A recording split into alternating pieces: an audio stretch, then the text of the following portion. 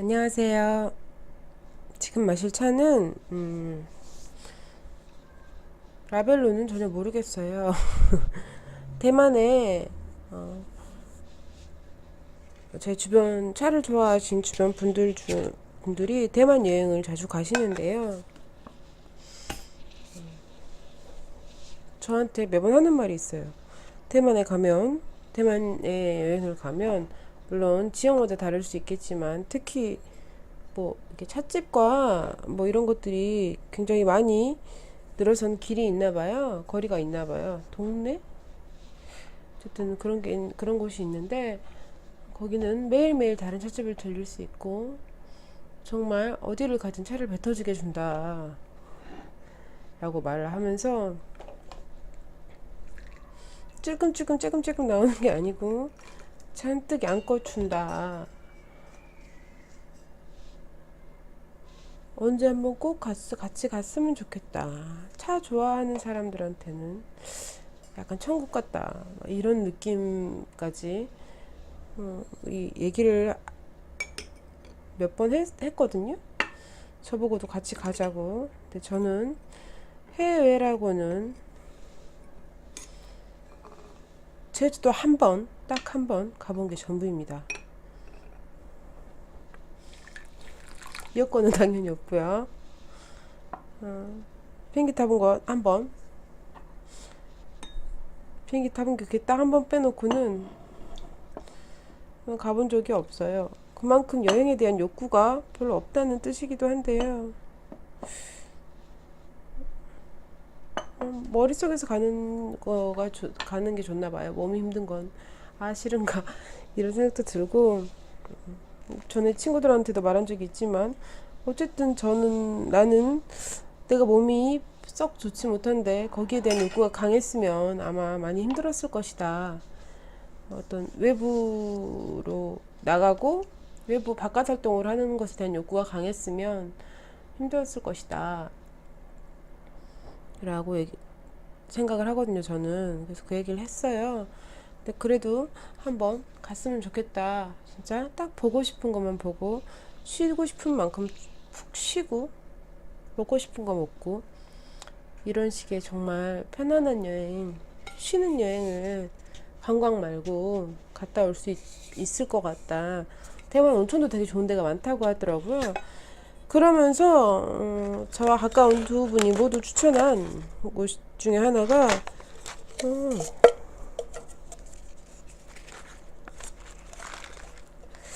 대만에 회류라는 찻집이 있대요. 거기가 너무 근사하다고, 정말 너무 좋다. 공간도 너무 좋고 너무 분위기나 뭐 이런 것들도 좋고 차 맛도 좋더라. 그리고 이렇게 차를 서브해주시는 분들의 어떤 이미지도 되게 좋았다. 참 멋있는 공간이다. 뭐 이런 얘기를 하더라고요. 거기서 사왔다고 마시고 조금 남았으니 너 남은 거 다 마셔라 하고 던져주셨어요. 감사하죠. 정총철간음이래요.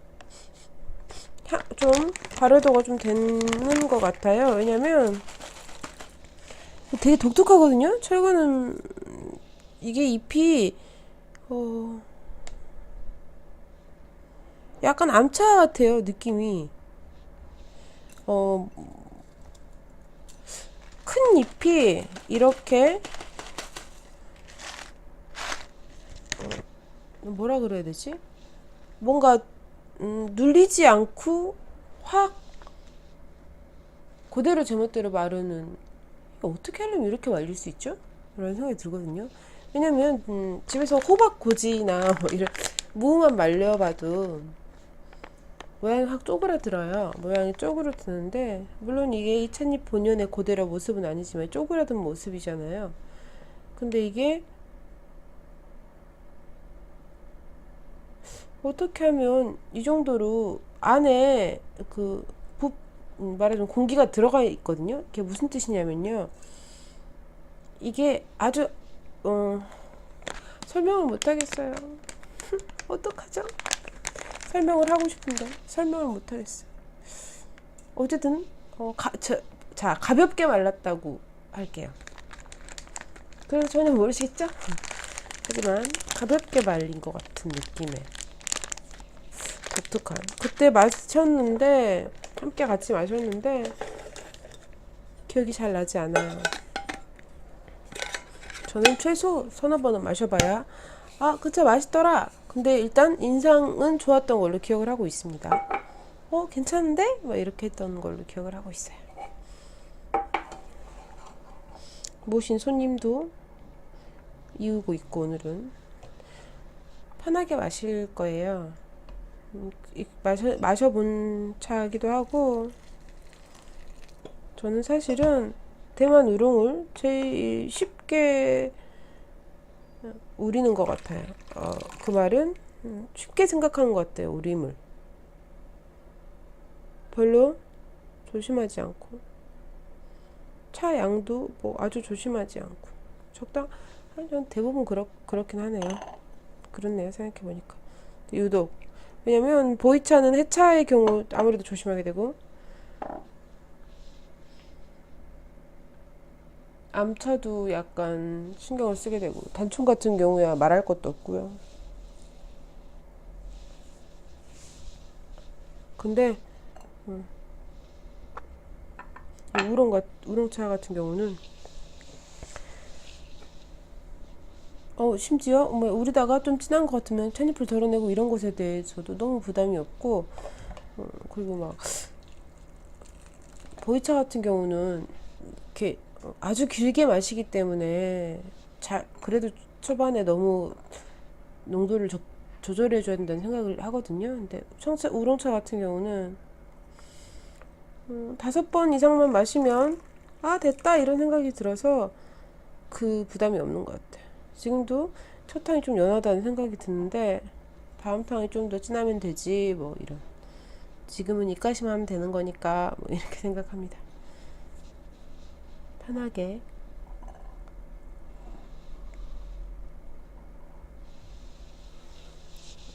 간만에 책을 구입했어요. 봄이 되니까 뭐 이렇게 갖고 싶은 게 많은지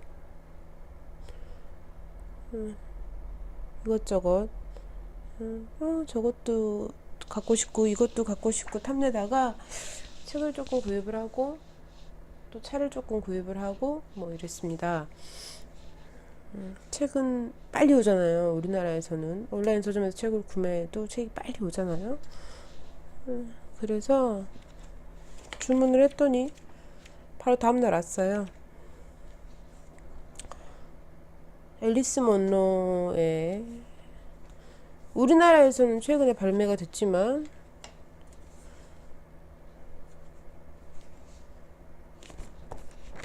과연 이 책이 언제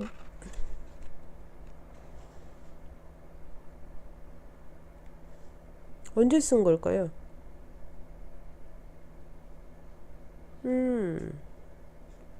저희 집에는 디어라이프가 있거든요. 앨리스 문로의 다른 책들이 있어요.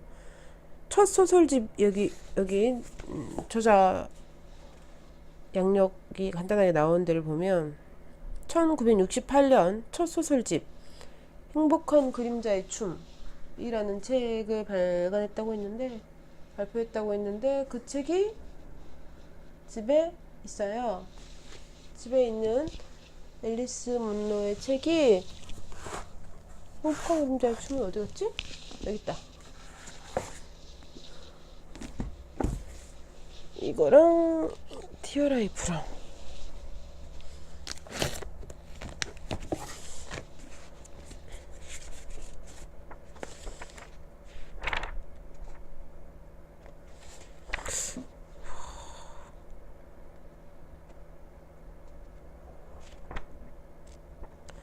디어라이프도 읽었는지 안 읽었는지 정확히 기억이 안 나니 읽어야겠네. 쓰여 있기로는 이 책이 앨리스 먼로의 첫 소설집이고, 어머. 그때도 책을 읽으면서 책을 마셨던 흔적이 남아있습니다. 헬라디브의 복숭아 TV.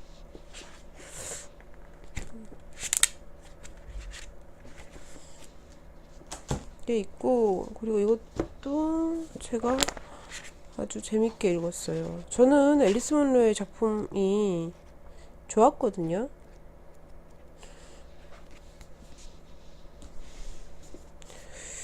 디어라이프를 안 읽은 것도 같아.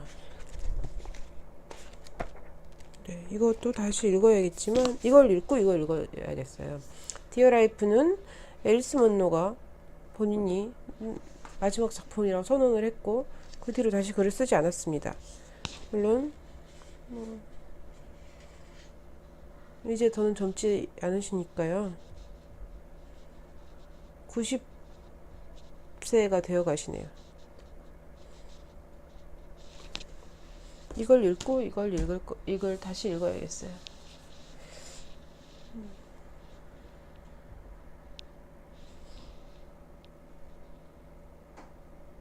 그리고 빛 혹은 그림자는 틈틈이 읽고 있어요. 이 두 책을 읽는 사이에 잠깐 읽을 수도 있고, 지금 한 절반 정도 읽었거든요. 절반 조금 넘게. 네, 읽으면 될 것 같아요. 저는 이런 것들이 아주 즐겁습니다. 재밌는 책들이 많이 있고, 아, 이것도 읽고 싶고 저것도 읽고 싶고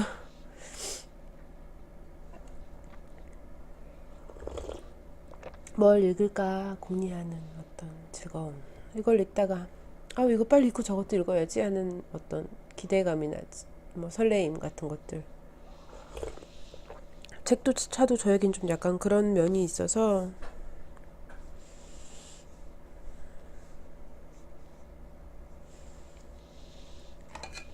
얘랑 아주 닮았는데 인정하지 않으시겠지만 얘도 따은 머리거든요. 빨간색 따은 머리.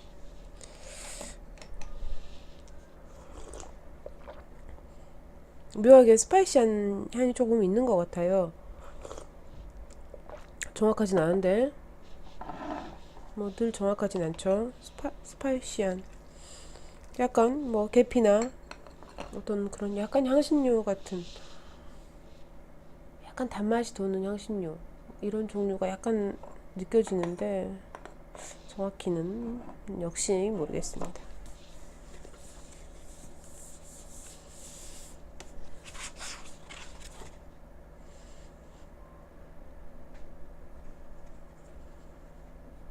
좋아요, 저는.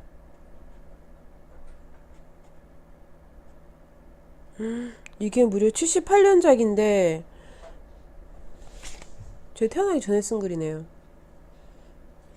78년작인데 우리나라에는 국내에는 요번에 완역 국내 초역이에요. 이렇게 국내 초역 처음으로 소설이란 발효이래야 한다.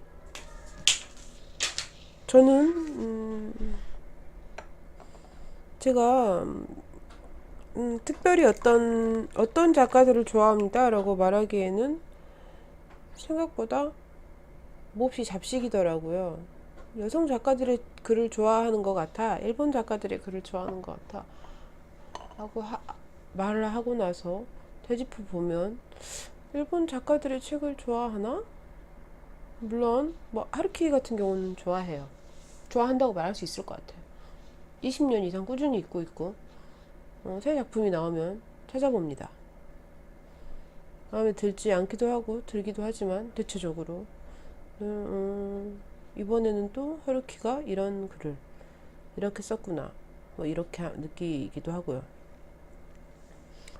일본 작가들을 좋아한다 라고 말하기에는 많이 읽었어요. 일본의 미스터리 소설이라거나 가벼운 장르 소설들이 많잖아요.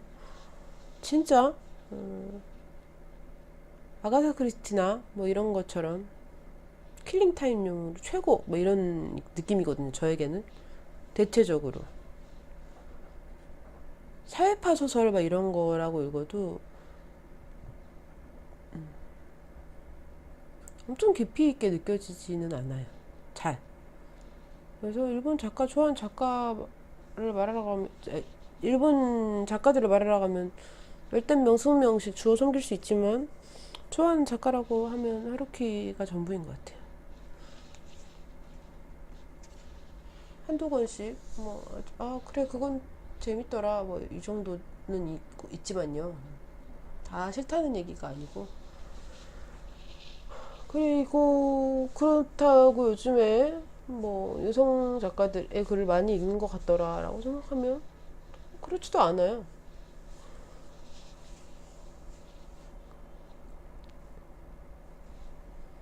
이번에 구입한 책들은 어쩌다 보니 그렇네요. 여성 작가의 책이 앨리스 먼로, 레베카 솔릿, 라파에트 부인. 그러니까 좀 많게 느껴지죠.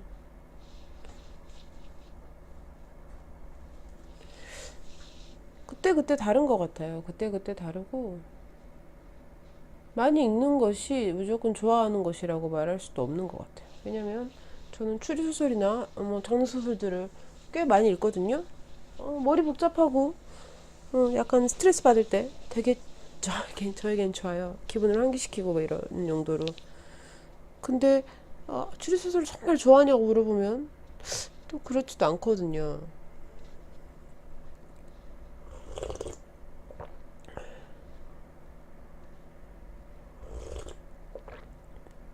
왜 묘하게 계피 같은 맛을 느끼는지 잘 모르겠는데 지금 잔에서도 그런 느낌이 있습니다. 78년 작이니 얘를 먼저 읽는 게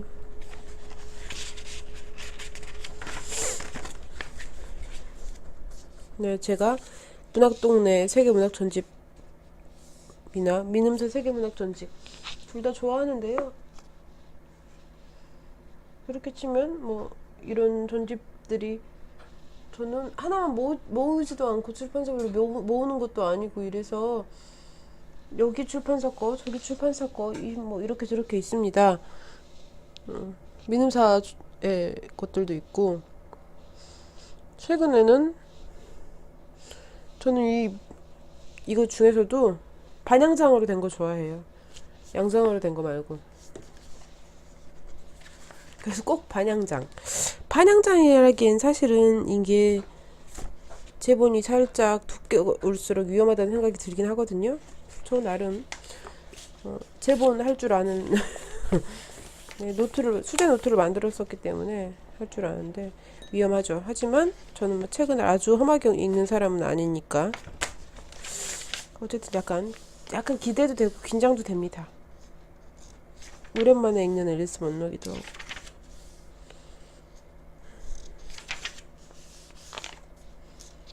근데 느낌 좋다.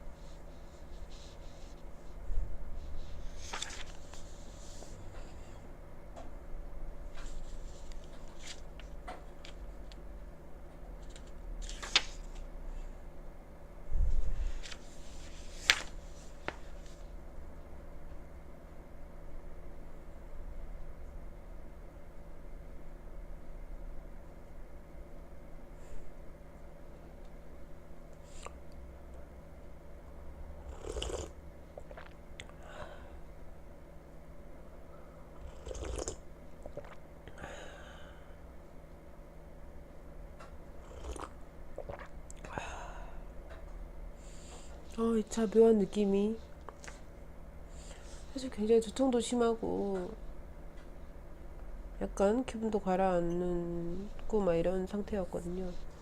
근데 이 차가 과하지 않은 은은한 향긋함이 있어서 편안하면서 네, 네, 안정이 되는 것 같은 느낌이 있습니다.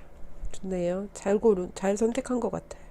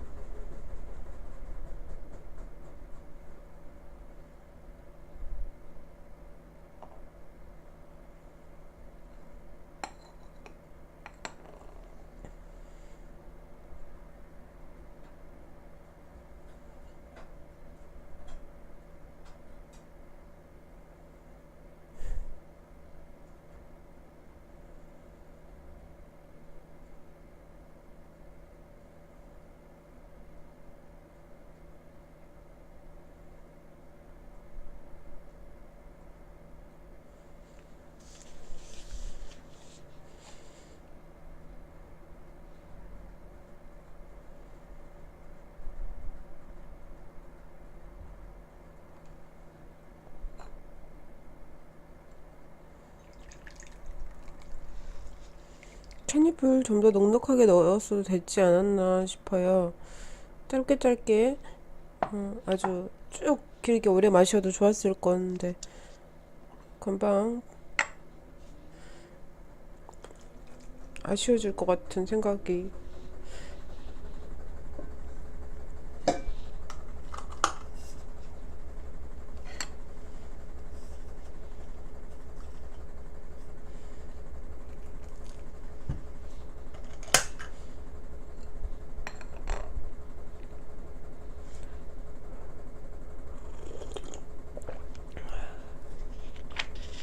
단맛도 되게 많이 나고.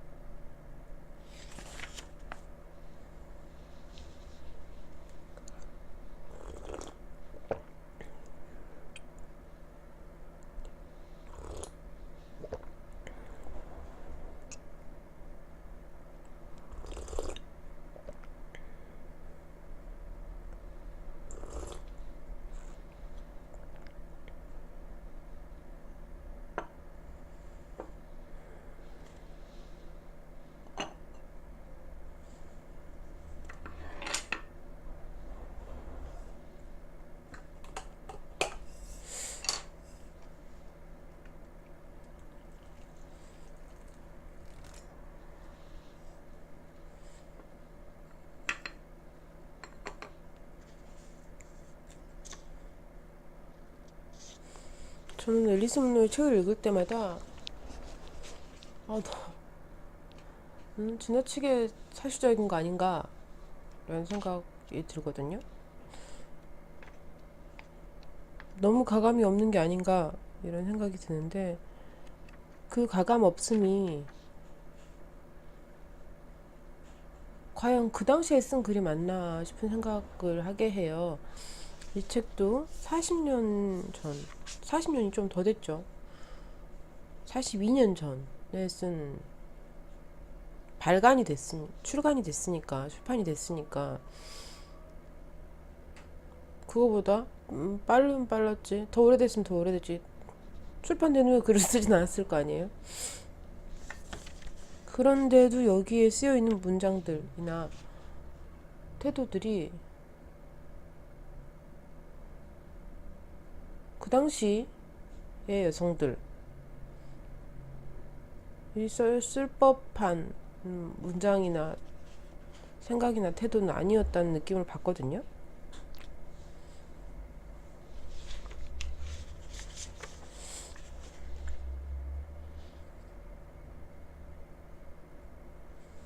(40년) 전에도 앨리스 먼로는 이미 30대였어요.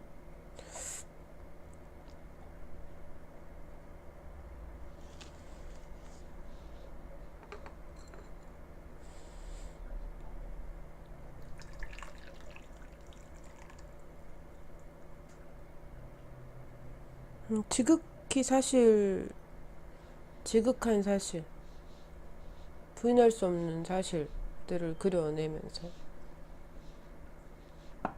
거기에 절대 생각이 아닌 것 같아. 자기의 의견이나 견해나 태도나 시선이나 뭐 이런 것이 아닌 것처럼 표현을 합니다. 집중하지 않으면 눈치채지 못할 수도 있고, 또 누구는 그런 것들만 더 두드러지게 느껴질 수도 있겠죠. 저는 참 뜬지 몇 페이지 안 됐는데, 네.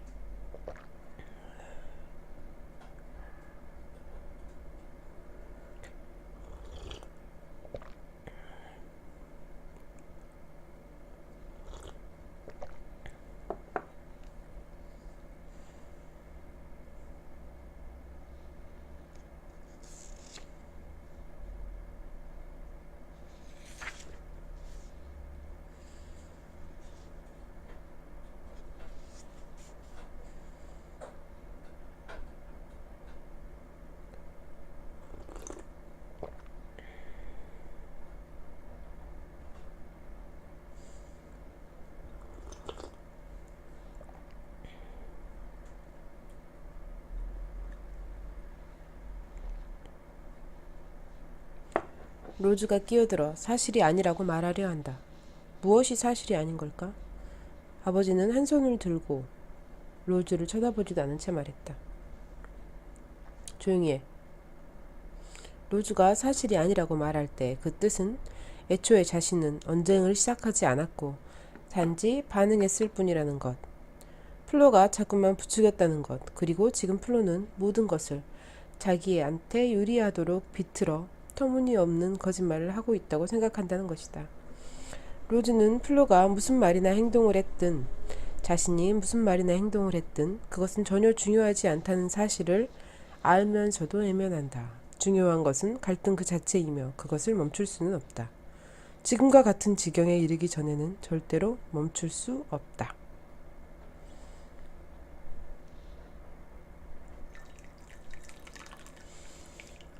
모종의 통찰력이 있다는 생각을 해요. 전체를 보고 있다는. 저는 사실은 그런 시선을 좋아하거든요. 마치 카메라 워크처럼 멀리서 전체를 보고 있다가 쫙 클로즈업 되면서 네, 아주 섬세한 묘사로 들어가는 그런 것들에 감탄하곤 합니다.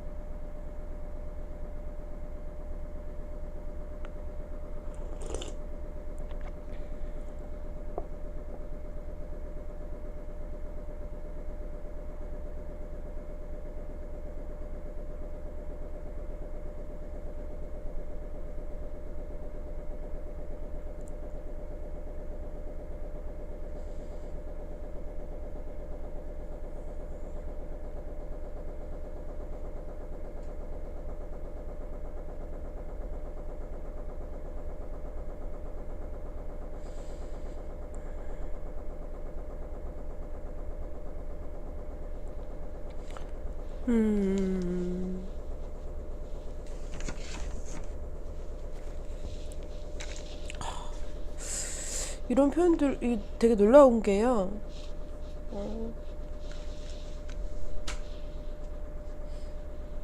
새엄마가 새엄마 굳이 새엄마라고 하지 않아도 될 것 같기도 한데 엄마가 아빠에게 딸의 잘못을 이릅니다. 40년 전이에요. 40년 전까지 안 가고 30년 전, 35년 전 정도. 저도 어린 시절에 아주 많이 맞고 자랐거든요. 그것이 아이의 인권에 관계된다고 생각하지 않았고 학대라고 생각하지 않았고 교육이라고 생각했습니다. 몇 장면들은 지금 성인이 된 제가 돌이켜 봤을 때 얼추 납득할 수도 있고 어떤 부분들은 아직까지도 상처로 남아있기도 해요. 그게 과연 그 매질이 효과적이었는가를 돌이켜보자면 잘 모르겠어요. 왜냐면 맞지 않고 자란 저를 상상할 수 없기 때문이죠. 제가 마지막으로 맞은 것은 고등학교 2학년 때였어요.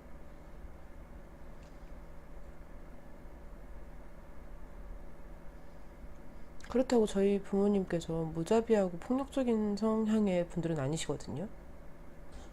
왜 흔히 사람들이 말하는 법 없이도 잘 사람들, 어디서 하다못해 슈퍼에서 거스름돈을 100원이라도 200원이라도 더 받으면 다시 길을 돌아가서 돌려주고 오시는 분들이에요.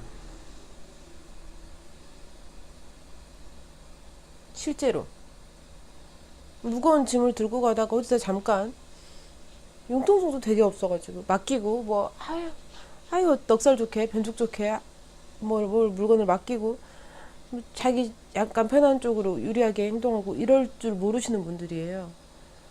순전히 교육을 위해서, 물론 당신들 본인의 감정이 섞였겠지만 순간순간 거기에 대한 인지가 잘 없었잖아요. 전에는 감정과 행동과 사이에 어떤 조절하는 방법이라든지 거기에 그런 것들에 대한, 지금도 아직 덜하고 이제는 이제 그런 것들이 좀 중요하게 여겨질 텐데,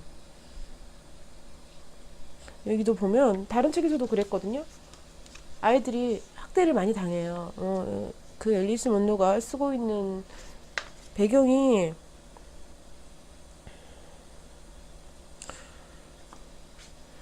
쓰고 있는 캐나다 이주민들, 말하자면 청교도들이라고 할 수 있겠죠.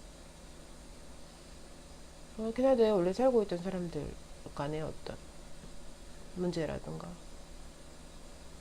지극히 일상적인 평범한 사람들의 삶을 그리고 있고, 그것들을 저는 진짜 더하고 빼지도 않았다고 생각하거든요. 소설적인 장치를 위해서 뭐 과하게 그렸다라는 인식도 전혀 안 느껴져요. 있는 그대로 베껴 쓴 것 같아. 하지만 자기가 반드시 관찰자로서 작용하고 있다가 이거를 네, 쓴 것 같은, 보고 쓴 것 같은 인상을 많이 받아요. 여기도 보면 아버지한테 쟤 때문에 못 살겠다, 제가 날 너무 힘들게 한다고 이러고, 아버지가 무슨 마치 재판관처럼 왜? 를 말한 거죠. 대체 뭐? 엄마가 어쩌고 하소연을 하는 거죠. 아이가 아까 읽어드린 이 문장이, 아이가 이제 약간 반론을 하고 싶은 거예요. 나 그런 게 아닌데? 이걸 하고 싶은데 아버지한테 제지당해줘. 조용히 해. 그리고 아버지가 엄마의 말을 다 듣고 난 뒤에 그래 그러면 그래 매질을 할 만한 적당한 타당한 이유가 있군이라고 판단을 하는 거예요. 딱히 뭐 없거든요. 지금 여기 어떻게 하면 좋을지 모르겠어요. 제가 날 너무 힘들게 해요가 내용이에요. 구체적인 어떤, 제가 도둑질을 했어요, 제가 뭘 어떻게 해서 무엇을 망가뜨려서 어떻게 해서 나를, 구체적인 내용은 없어요. 거기서 지금 이 문장에 보면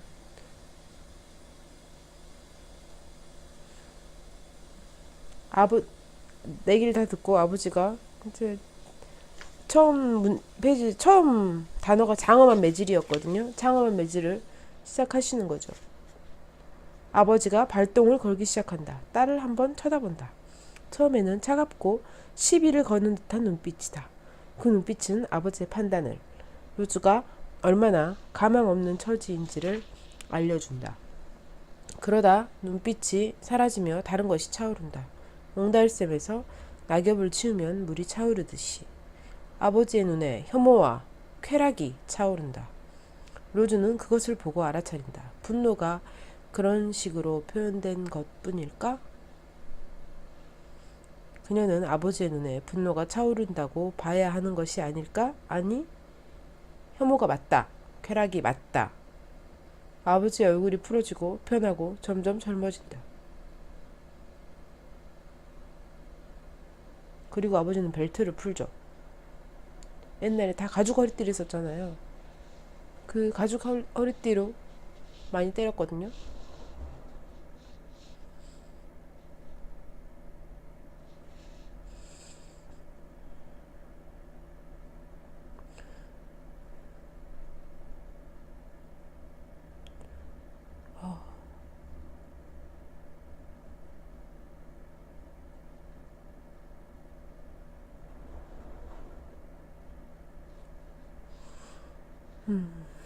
정말 저는 그 날카로운 관찰자인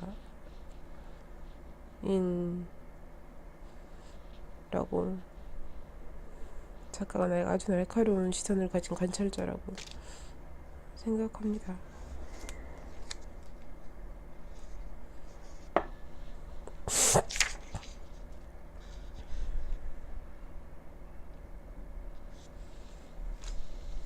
배신은 일상성의 이면이래요.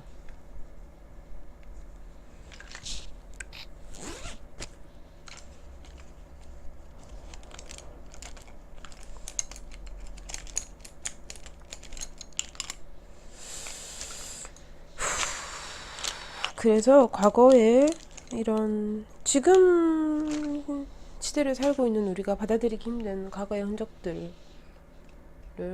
부정할 수는 없어요. 존재하지 않았던 것으로 만들 수도 없고, 존재하지 않았다고 대충 덮어줄 수도 없다고 생각해요. 그러면 우리는 과거를 바꿀 수는 없잖아요. 과거를 통해서 다음을 바꿔야 되는 거죠. 어떻게 가고 있는가, 어떻게 이렇게 진행되어 왔는가를 볼 수 있는, 그것을 이해할 수 있고, 할 수 있는 힘을 기르면 된다고 생각하거든요. 그때는 교육이었고, 지금은 폭력인 것이 아닙니다. 그때도 폭력이었고, 지금도 폭력이에요. 단지 우리는 그 부분에 대해서 무지했던 거죠. 때리는 사람과 맞는 사람 둘 다에게 어떤 작용을 끼쳤다는 사실을 뒤늦게 깨달은 거예요. 아니면 애써 무시했던지. 쉬운 방법이었으니까요.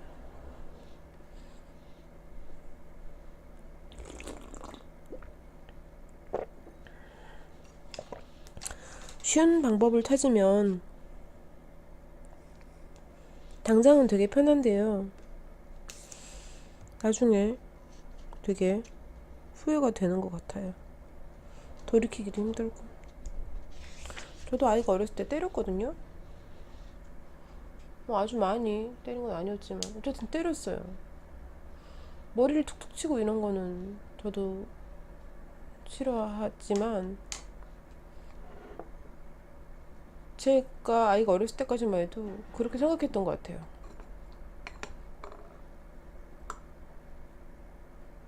저는 아주 아이야 말을 많이 하면서 키웠거든요. 심지어 다른 사람들이 무슨 식구들이, 엄마랑 아이가 친구 같다고 별 얘기를 다 하고 끊임없이 둘이 얘기를 한다는 얘기를 많이 들었어요. 말이 많다는 거죠. 근데 그래도 말로 해결되지 않을 때 어떤 그거보다 더한 징벌이 필요하다고 생각했던 것 같아요.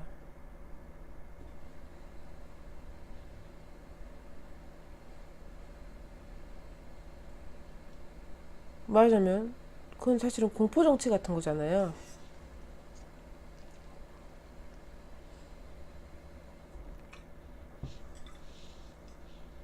그러지 않았어도 됐는데 다른 방법이 있었을 텐데. 어리석었죠.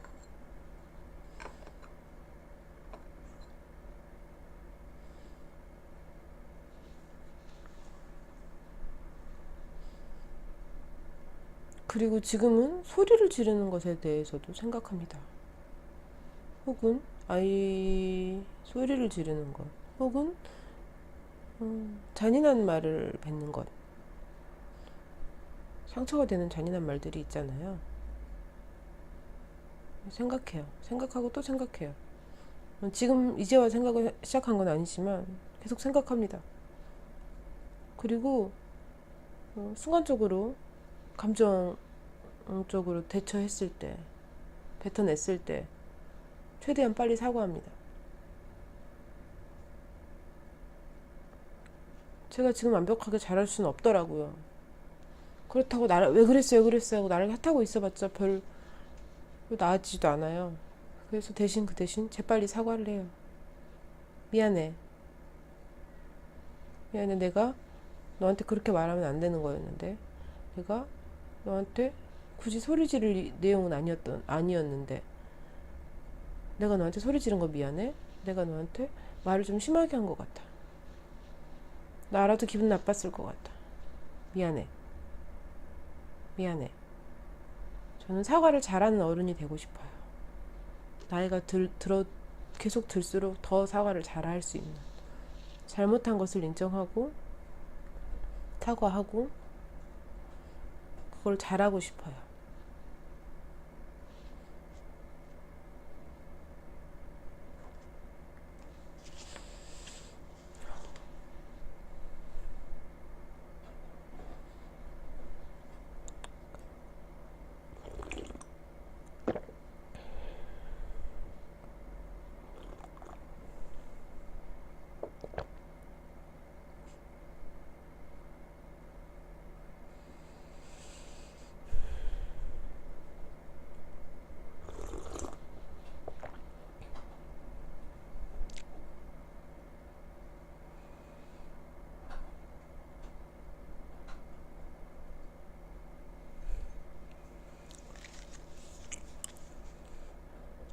여기서 되게 웃겨요. 이 내용이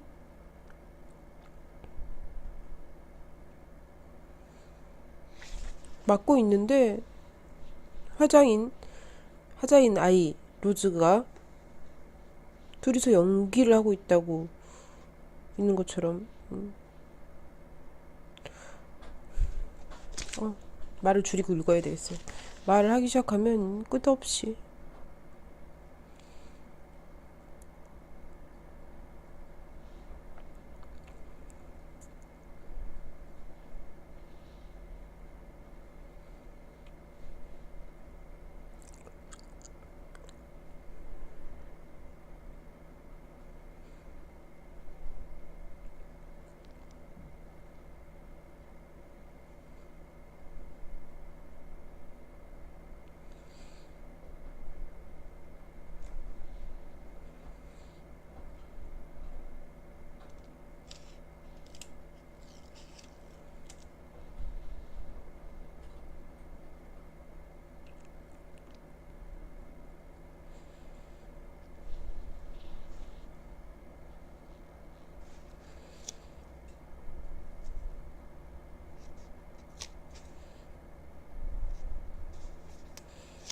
장엄한 매질이 끝나고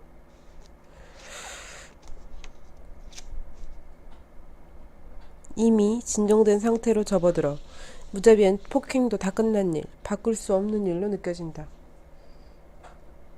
이런 상태에서는 사건과 가능성들이 멋진 단순성을 띠게 된다. 선택은 자비로울 만큼 명백하다. 어물쩍 얼버무리는 말은 전혀, 조건을 붙이는 말은 거의 머리에 떠오르지 않는다. 결코라는 단어가 갑작스레 확고한 권리를 얻는다. 그들과 결코 말을 하지 않을 것이다. 증오가 담기지 않은 눈길로는 결코 바라보지 않을 것이다. 결코 용서하지 않을 것이다. 그들을 벌할 것이고 끝장내 버릴 것이다. 이러한 결의와 온몸의 통증에 감싸인 채로 그녀는 자기 자신도 책임도 초월하는 묘한 편안함 속에 둥실 떠 있다.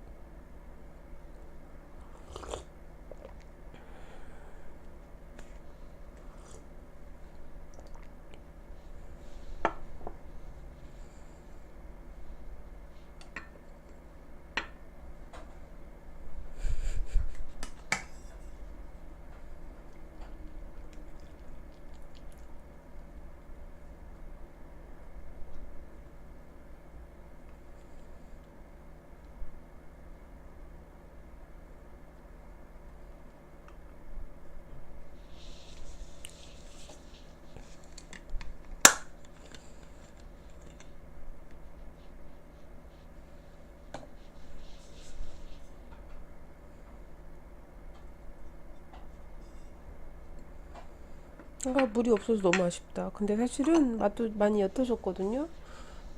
오래 뺐기 때문에.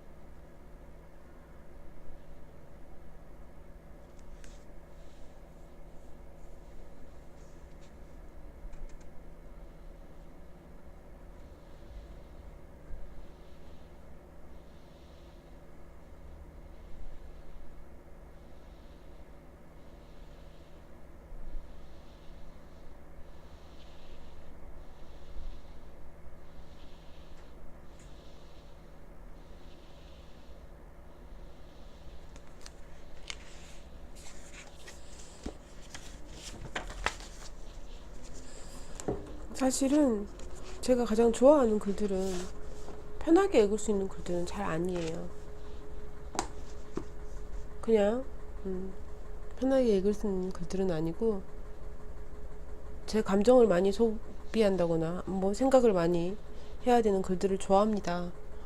결국 그런 책들은 한 번 더 읽고 싶고, 저는 읽으면서 다양한 감정이나 생각들을 갖게 되죠. 그리고 그것을 어떤 식으로든 정리를 해두려고 노력하는 편입니다. 쉽지 않기도 하고, 너무 멀리 가기도 하고, 너무 이렇게 갇히기도 하고 하지만, 그 과정들이 저를 조금씩 자라게 하고 있다고 생각해요. 제가 지금 하고 있는 것도 공부가 아닌가. 얼마 전에 읽었던 지상의 양식에서처럼 우리는 아직도 계속 끝없이 스스로를 교육하고 있다고, 자기는 그렇다고 생각하거든요. 저는 그래서 최대한 편협하지 않게 접하려고 노력하고, 저마다 중요하게 여기는 가치는 다르겠지만, 제가 중요하게 여기는 가치는 함께 살아가기 위해서는 이해해야 한다고 생각합니다. 사랑까지는, 공감이 아니고 사랑이어야 된다고 지드는 말했지만, 사랑까지는 쉽지 않고요. 이해와 공감을 위해서 최대한 노력하려고 합니다. 그 이유는 상대를 위해서라기보다는 나 자신을 위해서인 경우가 많아요. 그랬을 때 조금 더 내 마음이 편하거든요. 왜 나한테 이런 일이 생겼지? 왜 나에게 이런 일이 벌어졌지? 저 사람은 왜 나에게 이렇게 하지? 왜 내 상황은 이렇지? 가 아니라, 그렇게 생각하면 너무 힘들더라고요. 삶이 너무 힘들어져요. 세상에 공격당하는 것 같고. 또 공격을 하든 말든, 단순하게 생각하면 상대가 나를 공격해요. 물리적인 데미지가 있어요. 하지만 우리가 그런 거 있잖아요. 게임을 하다 보면 항마력이라고 있어요. 항마력. 마법에 대항하는 힘인 거죠. 그럼 그거를 기르는 거예요. 나 스스로. 타인의 상황이나 상태에 대해 공감이나 이해를 함으로 인해서 항마력을 기르는 거죠. 그럼 괜찮은 거예요. 저 사람이 저렇게 행동한 데는 이유가 있겠지. 나라도 저런 부분이 있다면 화가 났을 거야. 하지만 나는 저렇게까지 뭐 과격하게 뭐 말이나 행동을 하진 않았겠지만, 뭐 내가 그 순간 만약에 기분이 나쁘다거나 뭐 이랬다면 거기까지 나라도 갈 수 있었겠지. 얼추 대충 이해하고 공감하고 혹은 뭐 이렇게 하려고 하죠. 그러 동시에 내가 지금 상황에서는 몹시 이게 괜찮기도 하고, 또 어떨 때 내가 아주 불쾌하고 힘들 때는 조금 더 극악하게 느껴지기도 하고, 더 괴롭게 느껴지기도 하고, 이런 것에 대해서 스스로 잘 확인하고 대처하려고 노력합니다. 그래야 조금 편한 것 같아요. 내 상태를 위해서 노력을 하는 거죠. 차도 다 마셨고 마지막 한 모금 쬐끔 남았는데, 최근에 골라서 읽고 있는 책들이 다들 참 저에게 생각도 많이 하게 해주고, 또 새로운 어떤 것들도 주고 해서 아주 만족스럽기도 하고 감사하기도 해요. 책을 가끔 그런 강박도 있거든요. 책을 읽어야 되는데 뭐 이런 강박이 느껴질 때가 있어요. 최근에 너무 책을 안 읽었네. 이렇게 차에 대해서도 마찬가지. 차를 최근에 너무 안 마셨네. 너무 그냥 그랬네. 막 이런 생각을 가끔 하는데, 그건 제가 그것에 대해서도 이렇게 강박을 느낄 필요는 없지. 누가 나에게 강요하지도 않았고 이것은 직업도 아니고 좋아서 하는 일일 뿐인데, 상황에 따라서 상태에 따라서 다를 수 있지라고 생각을 하다가도, 내가 그만큼 좋아하니까 이것들을 하지 못하고 있는 내 상태나 상황을 아쉬워하는구나 라고 생각을 하게 되더라고요. 내가 그만큼 상태가 안 좋았구나. 자, 그렇다면 의식적으로라도 이것들을 함으로 인해서 내 상태를 돌이켜보자. 뭐 이런 일종의 스스로 환기시키는 거죠. 나 자신의 상태를.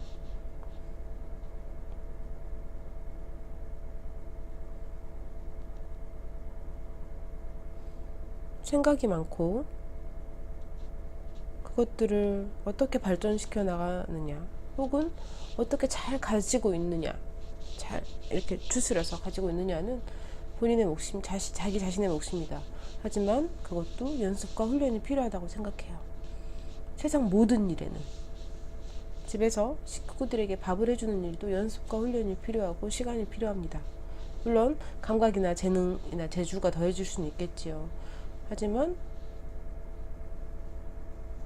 우리는 결국 천재는 별로 없어요. 그 1%의 영감을 가진 천재는 사실 없습니다. 99%의 노력으로 대부분 살아가죠. 그 노력을 어디에 쏟아붓느냐는 결국 본인의 선택이고, 저는 저에게 쏟아붓기로 했어요. 저 자신에게.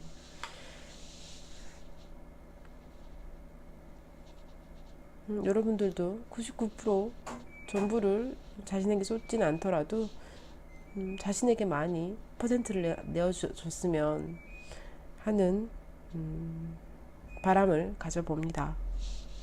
네, 오늘도 감사했습니다. 차가 너무 아쉽네요. 맛있었는데. 그러면 다음에 또 뵙겠습니다. 감사합니다.